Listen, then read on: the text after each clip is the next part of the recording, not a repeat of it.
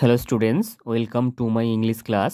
Students, আজ আমরা সমাধান করতে চলেছি ক্লাস 7-এর Ray and Martin question bank 2024 থেকে 1 নম্বর যে মডেল সেটটি দেওয়া রয়েছে, অর্থাৎ এসি ইনস্টিটিউশন মালদা, এই মডেল সেটটির সমস্ত প্রশ্নের উত্তরগুলি। তো প্রথমেই আমরা রিডিং কম্প্রিহেনশন সিন অংশটি থেকে দেওয়া প্রশ্নগুলো সমাধান করে নেব। তো একের দাগে দেখো, read the poem and answer the question set on it. তো তোমাদের এখানে লেসন 3 থেকে একটি কবিতা তুলে দিয়েছে, উই আর সেভেন, উইলিয়াম ওয়ার্ডসওয়ার্থের লেখা। তো এই কবিতা থেকে যে প্রশ্নগুলো আছে, এর দাগে যে প্রশ্নগুলি আছে, সেগুলো প্রথমে আমরা দেখে নেব, সলভ করব আমরা।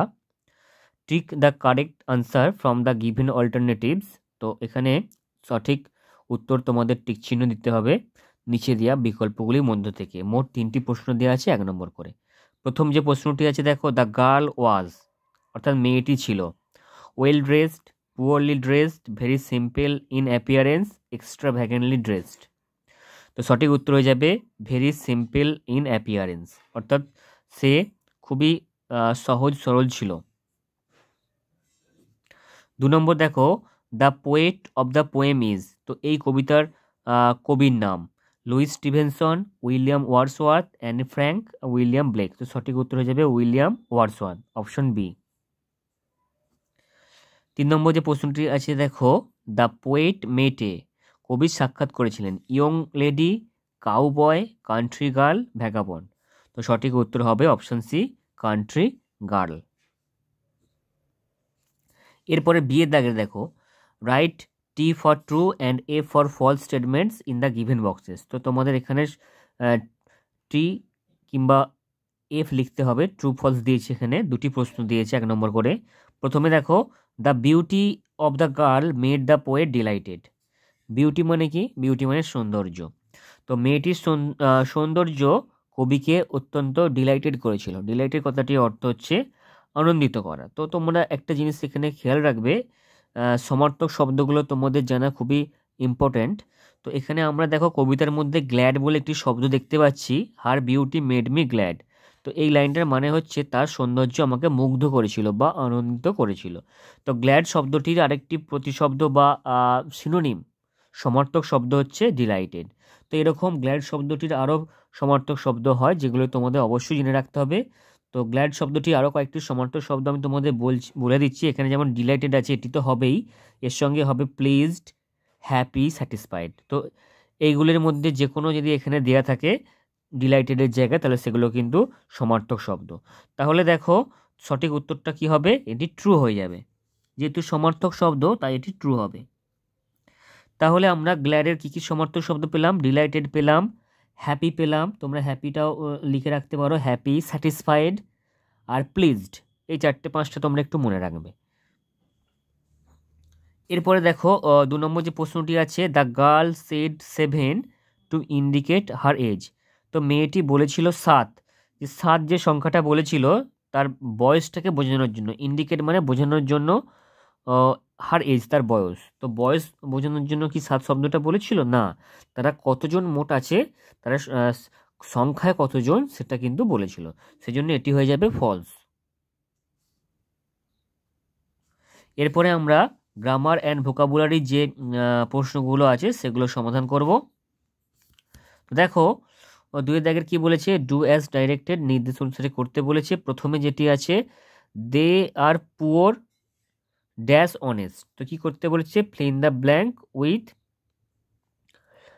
With conjunction. তো এখানে কনজাংশন দিয়ে তোমাদের পূরণ করতে বলেছে।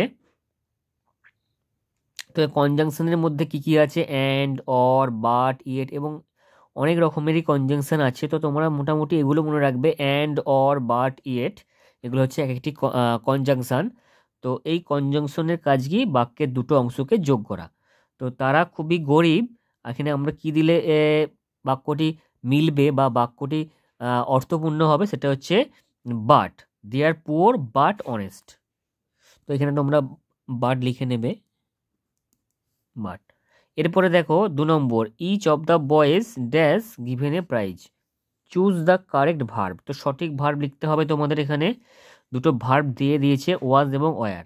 তো দেখো এখানে যে দুটি ভার্ব দিয়েছে, একটি হচ্ছে সিঙ্গুলার ভার্ব, একটি প্লুরাল ভার্ব। ওয়াজটা হচ্ছে সিঙ্গুলার, ওয়্যারটা হচ্ছে প্লুরাল। তো তোমাদের কি করতে হবে, এই সাবজেক্টের সঙ্গে সামঞ্জস্য রেখে কিন্তু ভার্বটা দিতে হবে। এটাকে ইংরেজিতে বলে সাবজেক্ট ভার্ব এগ্রিমেন্ট। তো দেখো ইচ, এভরি এই সমস্ত কথাগুলো থাকলে তো আমরা সেখানে সিঙ্গুলার ভার্ব দেবো। তো দেখো এখানে দেখে যেন মনে হবে যে প্লুরাল ভার্ব হবে, বয়েজ আছে, যেন মনে হবে যে ওয়্যার হবে, কিন্তু ওয়্যার এখানে হবে না। ইচ শব্দটি যেহেতু যোগ আছে, ইচ, এভরি, এনি এই সমস্ত গুলো যোগ থাকলে সেখানে সিঙ্গুলার ভার্ব হবে। তো সঠিক উত্তর হবে ওয়াজ। এরপরে দেখো 3 নম্বর যেটি আছে, Suniti is the dash, bracket আছে intelligent girl in her class, write the proper degree of adjective. তো অ্যাডজেক্টিভের সঠিক ডিগ্রি দিতে হবে। তো intelligent, more intelligent, most intelligent. তো এখানে দেখো যেহেতু ড্যাশের আগে দা আছে, তো এই নিয়মটি মনে রাখবে, ড্যাশের আগে দা থাকলে সেটি সাধারণত সুপারলেটিভ ডিগ্রি হয়। তো এখানে কোনো রকম তুলনা করা বোঝাচ্ছে না, অর্থাৎ এখানে কোনো কম্পারেটিভ কোনো ফর্ম নেই, বা কম্পারেটিভ ডিগ্রির যে দ্যানটি বসে সেটিও নেই, কিংবা পজিটিভ ডিগ্রিতে যে সো অ্যাজ বা অ্যাজ বসে সেটিও নেই, সেই জন্য এখানে সুপারলেটিভ ডিগ্রি হবে। তো উত্তর হবে মোস্ট ইন্টেলিজেন্ট। মোস্ট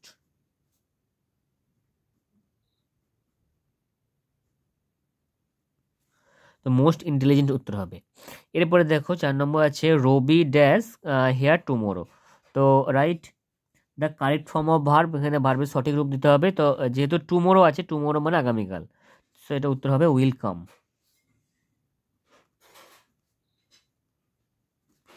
আর শেষে দেখো এটি কি বলেছে না প্রেফিক্স। তো কারেক্টের প্রেফিক্স কি হবে, কারেক্ট, ইনকারেক্ট।